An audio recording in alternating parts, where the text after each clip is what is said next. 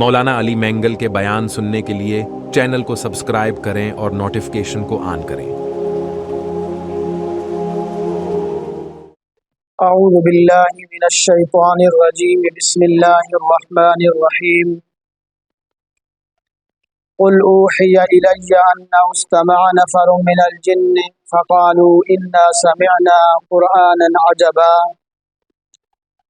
یہدی الی الرشد فآمنا به ولن نشرک بربنا احدا او کما قال اللہ تبارک و تعالی فی الکلام المجید والفرقان الحمید۔ اللہم صلی علی محمد وآلہ وعترتہ بعدد کل معلوم لک۔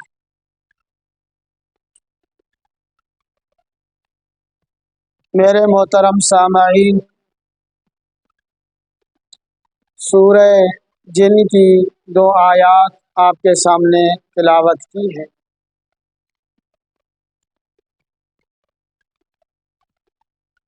ان آیات میں جنات کا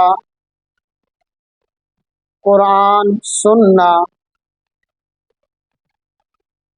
پھر توحید کا اعلان کرنا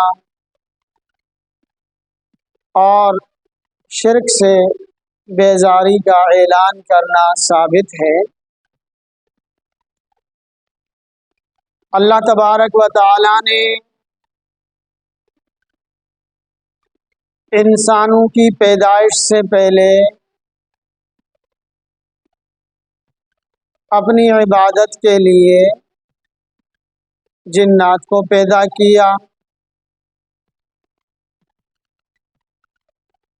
یہ جنات بھی اللہ تبارک و تعالی کے احکامات کے مکلف ہیں۔ اب جن کسے کہتے ہیں؟ جن جس کی لغت میں معنی پوشیدہ کے ہیں، یہ بھی اور مخلوقات کی طرح اللہ تعالیٰ کی ایک مستقل مخلوق ہیں۔ ان کی پیدائش آگ سے ہوئی ہے۔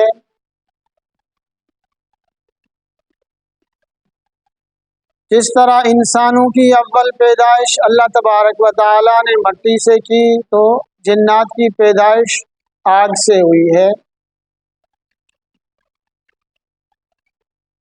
بہرحال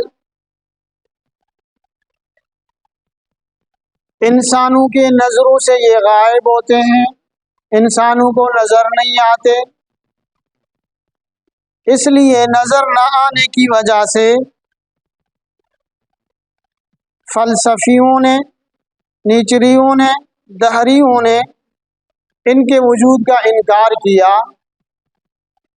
مگر شریعت میں، قرآن میں اللہ تبارک و تعالی نے ان کے وجود کا اعلان فرمایا۔ اب آیا یہ نبی صلی اللہ علیہ وسلم کے پاس آئے تو آیات سے اور احادیث سے ثابت ہے کہ نبی صلی اللہ علیہ وسلم کے پاس آئے تھے، انہوں نے قرآن کو سنا تھا۔ قل اوحی الی انہ استمع نفر من الجن، اے میرے محبوب صلی اللہ علیہ وسلم، آپ کہہ دیجئے کہ میرے پاس اس بات کی وحی آئی ہے کہ جنات میں سے ایک جماعت نے قرآن کو سنا۔ فقالوا انا سمعنا قرآنا عجبا، پھر اپنی قوم میں واپس جا کر انہوں نے کہا، ہم نے ایک عجیب قرآن سنا ہے، یہدی الی الرشد فآمنا بہ، جو راہ راست بتلاتا ہے سو ہم تو اس پر ایمان لے آئے۔ ولن نشرک بربنا احدا، اور ہم اپنے رب کے ساتھ کسی کو شریک نہیں بنائیں گے۔ اب جنات کو نبی صلی اللہ علیہ وسلم کا تبلیغ کرنا روایات سے ثابت ہے۔ ایک روایت ہے حضرت عبداللہ بن مسعود رضی اللہ تعالی عنہ کی، جنات کی ایک جماعت نبی صلی اللہ علیہ وسلم کے پاس بھیجی گئی۔ جب وہ ایک جگہ جمع ہو گئے تو نبی صلی اللہ علیہ وسلم نے فرمایا مجھے حکم دیا گیا ہے کہ آج رات کو جنات کو قرآن سناؤں، تم میں سے کون ہے جو میرے ساتھ چلے گا؟ حضرت عبداللہ بن مسعود رضی اللہ تعالیٰ عنہ فرماتے ہیں کہ میں تیار ہو گیا۔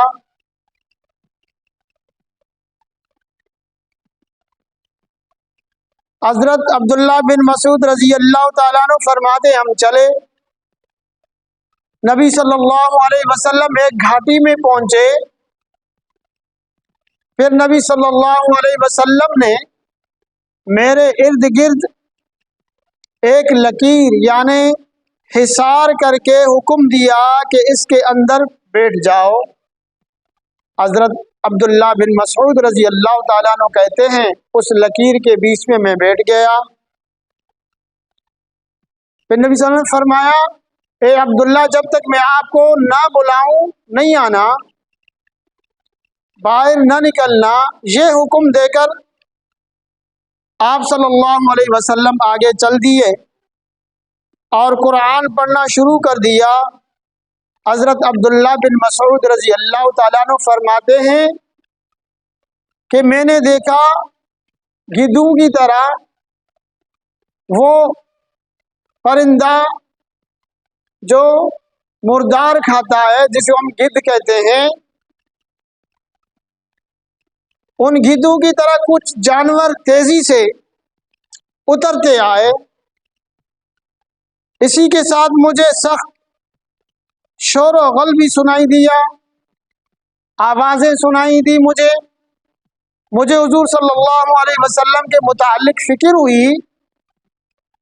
پھر پرچھائیاں حضور صلی اللہ علیہ وسلم کے آس پاس چھا گئیں۔ پرچھائیاں حضور صلی اللہ علیہ وسلم سے میری آڑ ہو گئی کہ آپ صلی اللہ علیہ وسلم کی آواز بھی مجھے سنائی نہیں دیتی۔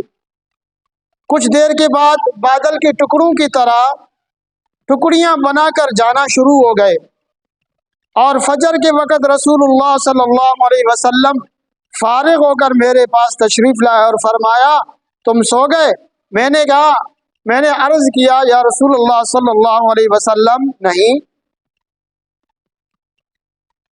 تو میں نے کہا یا رسول اللہ کئی مرتبہ میرا ارادہ ہوا، آپ مجھے نظر نہیں آ رہے تھے، آپ کی آواز مجھے نہیں آ رہی تھی، میرا ارادہ ہوا کہ لوگوں کو مدد کے لیے پکاروں، مگر لاٹھی کھٹکھٹا کر میں نے آپ کو یہ فرماتے سنا کہ بیٹھ جاؤ بیٹھ جاؤ، تو مجھے کچھ اطمینان ہوا، اور فرمایا اگر تم حضرت عبداللہ بن مسعود فرماتے کہ نبی صلی اللہ علیہ وسلم نے فرمایا اگر تم باہر نکل آتے حصار سے تو ڈر تھا کہ ان میں سے کوئی تم پر جھپٹ مارتا، کوئی جھپٹتا تمہیں اور تمہارا نقصان ہو جاتا۔ تو بہرحال نبی صلی اللہ علیہ وسلم کی جنات کو تبلیغ کرنا۔ ایک اور واقعہ آتا ہے کہ نبی صلی اللہ علیہ وسلم کے احادیث کے ثابت ہے، نبی صلی اللہ علیہ وسلم کے دربار میں جنات مسلمان ہوئے، صحابی کے درجے کو پہنچے۔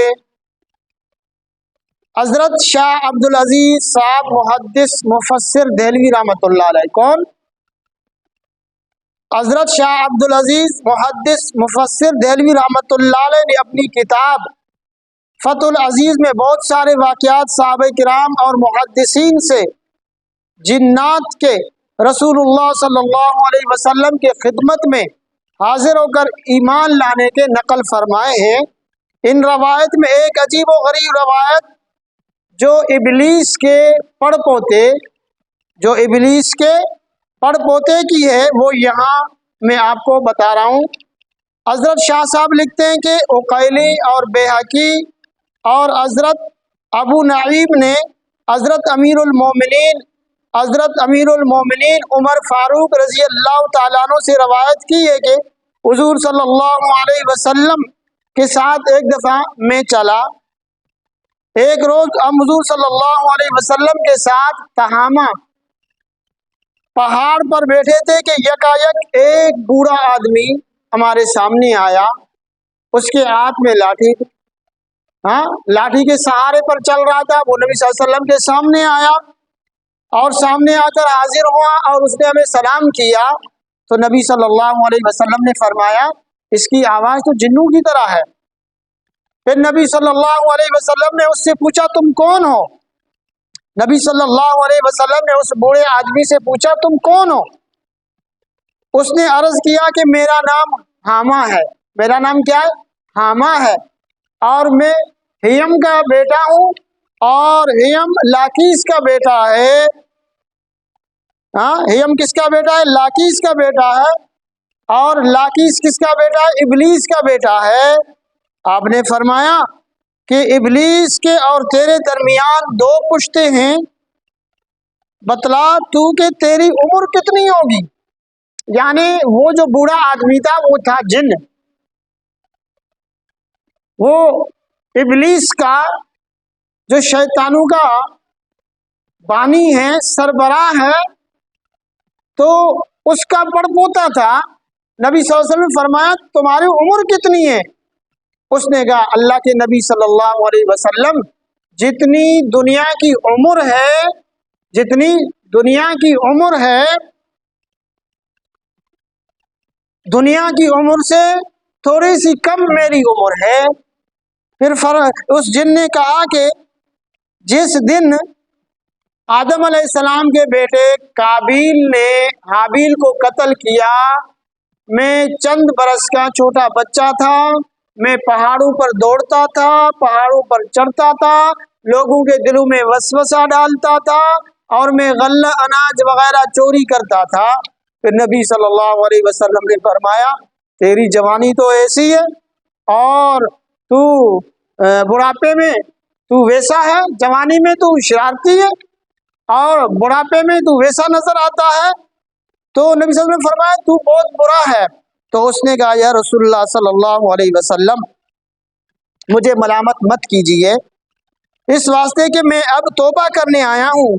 میں نے حضرت نوح علیہ السلام سے ملاقات کی ہے اور ان کی مسجد میں ان کے صحبت میں رہا ہوں۔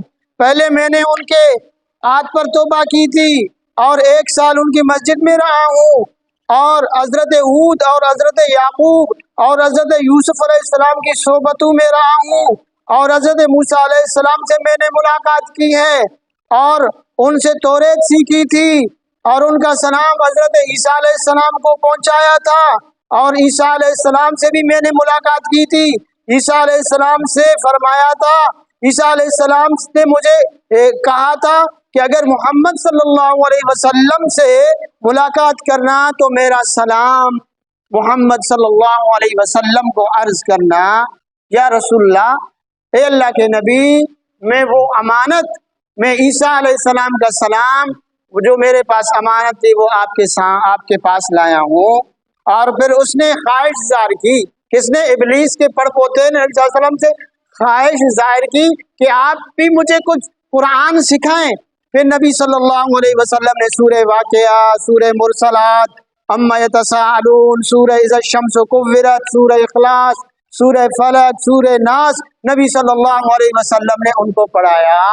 پھر نبی صلی اللہ علیہ وسلم نے ان سے کہا، ان سے فرمایا اگر تجھے کسی چیز کی ضرورت ہو تو ہمارے پاس آیا کریں۔ حضرت عمر رضی اللہ تعالیٰ عنہ فرماتے ہیں وہ نبی صلی اللہ علیہ وسلم کے پاس آتے تھے۔ اللہ کے نبی صلی اللہ علیہ وسلم کے وصال کے بعد، اللہ کے پیارے حبیب صلی اللہ علیہ وسلم کے دنیا سے چلے جانے کے بعد وہ حامہ جو جن تھا وہ مجھے نظر نہیں آیا۔ تو بہرحال یہ قرآن کی تاثیر ہے کہ قرآن کو سن کر جن بھی مسلمان ہو گئے۔ تو میرے بھائیو، یہ عظمت قرآن کی، یہ قرآن کی تاثیر ہے۔ اللہ تبارک و تعالی ہمیں بھی قرآن پر عمل کرنے والا بنا دے۔ وما علینا الا البلاغ المبین۔